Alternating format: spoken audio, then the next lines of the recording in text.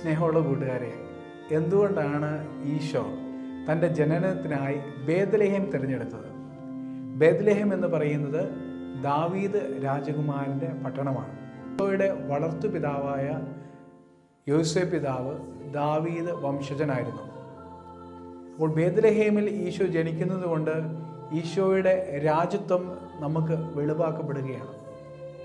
മിക്ക പ്രവാചകന്റെ പുസ്തകം 5-ാം അധ്യായം 2-ാം തിരുവചനത്തിൽ ഇസ്രായേലിനെ ഭരിക്കാനിരിക്കുന്ന ഭരണാധികാരി, ഇസ്രായേലിൻ്റെ സ്വന്തം യഹൂദ ഭരണാധികാരി കടന്നു വരാനിരിക്കുന്നത് ബേത്ലഹേമിൽ നിന്നാണ്. അതുകൊണ്ട് വളരെ പ്രാചീനമായ ഒരു പ്രവചനത്തിൻ്റെ പൂർത്തീകരണമാണ് ഇപ്പോൾ ഇവിടെ സംഭവിക്കുന്നത്.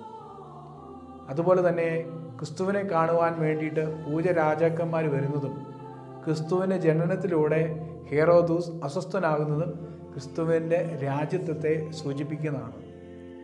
ഈ ഒരു സംഭവം പ്രതീകം നമുക്ക് കാണിച്ചു തരുന്ന ഒരു സത്യമുണ്ട്.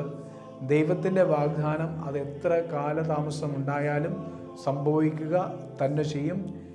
ദൈവം ആഗ്രഹിക്കുന്ന സമയത്ത് ദൈവത്തിൻ്റെ വ്യക്തമായ ഇടപെടൽ ഈ ഭൂമിയിൽ ഉണ്ടാകും എന്നുള്ള സത്യം. എല്ലാവർക്കും നല്ലൊരു ദിവസം ആശംസിക്കുന്നു. ദൈവം നിങ്ങളെല്ലാവരെയും അനുഗ്രഹിക്കട്ടെ.